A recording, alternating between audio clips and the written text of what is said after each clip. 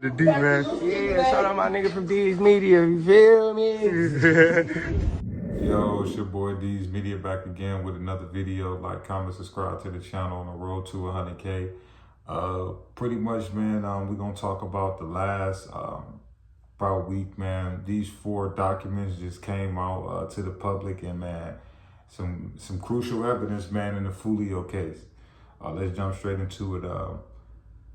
I feel like these latest 3 documents that's been released to the public, I feel like it just lets you know the type of evidence and how hard it's going to be for these 4 individuals, and including that female, to beat, or 5 altogether.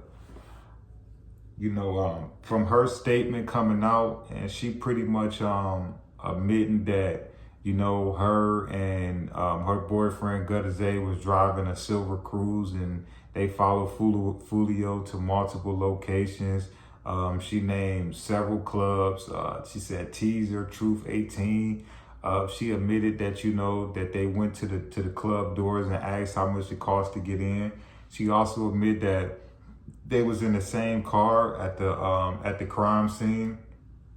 You know, she also admitted that, you know, she allowed her boyfriend to use her phone to be in communication with Sean Gathright. And I feel like that right there, man, was the reason why all 3 of them got picked up so quick, so fast the first day.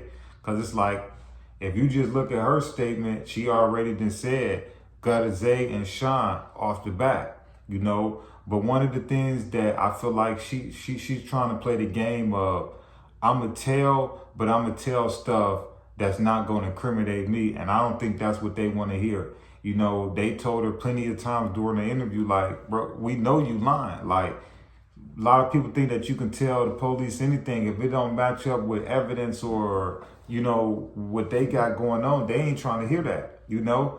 Another crucial evidence that came out, you know, Sean, with these shell casings that was apparently found in his car from the 26th when he got pulled over. The day before all of these arrest warrants went out, on the 26th, Sean was pulled over for speeding and blowing on that Zod. And we all know they used that as probable cause to search his car. They found a strap in the armrest, and they found weapons they found attachments and shells in the back.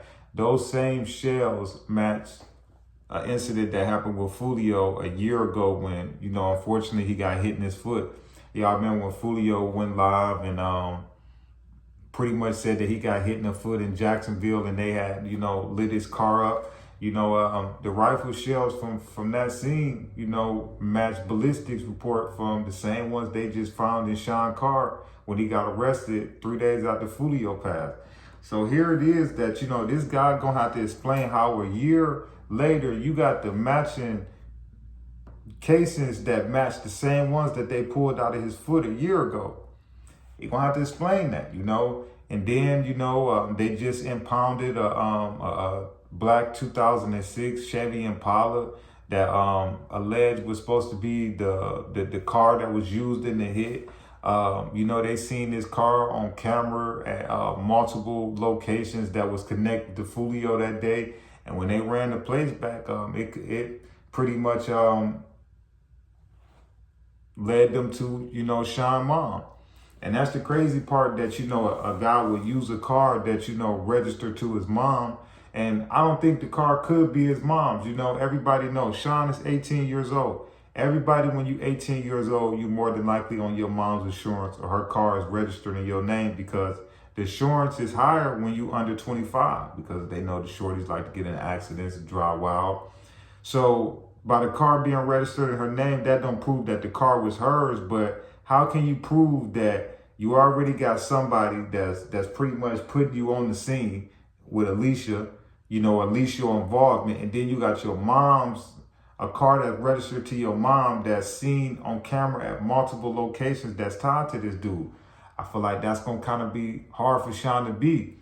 And then I feel like the icing on the cake for all of them is, you know, the Airbnb footage. You know, that Airbnb footage, it puts all of them in Tampa. You know, it puts them in Tampa from the 22nd all the way up to almost the 24th, you know.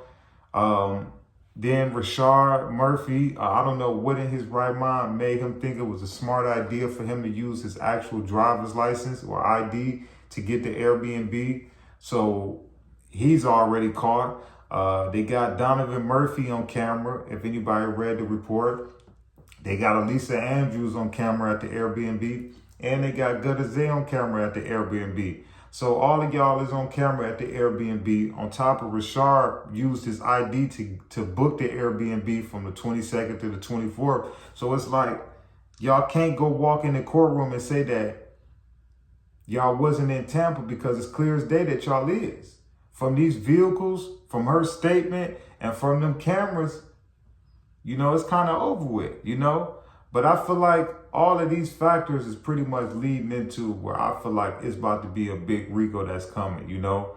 By Sean having those shell casings that match to Foolio a year prior, that right there, they can already create a RICO and say, hey, here it is.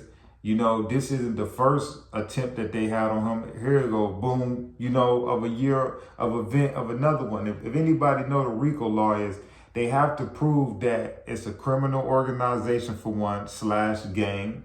And they have to prove that they doing certain things to enhance the gang. So if they can prove that Ace and Foolio is battling it out for whatever it is in Jacksonville, and they can say that this go with this and this and that, they got a RICO case. And I feel like Sean is just,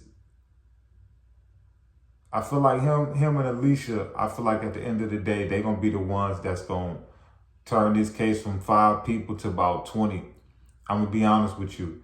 From this guy getting pulled over on the 26th and then on the 27th, all of these arrest warrants is going out.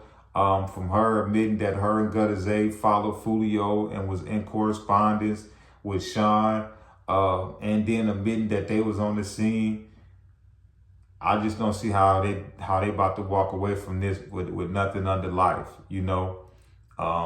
If they think they about to get some numbers, don't even walk in there and think y'all about to get no 20, 30 years, you know. The best deal they might offer them, because all of this happened in Florida, and Florida laws is totally different. I think that they gonna offer them natural life or life without the possibility of parole, you know, and that'll take the execution off the table. But if anybody think that they about to go in there and get 25, 30 years and none, I just don't see it. You know, all of them is getting charged with, all of their charges, you know, range from life or higher, you know. The only thing higher than life is, you know, unfortunately checking out of here. So at the end of the day, man, that's pretty much an update on these 4 documents that's pretty much been surfacing online. But it's your boy D's Media. But if we get any more updates, I'm going to definitely let y'all know. But peace, positivity, network growth. Let's save these kids.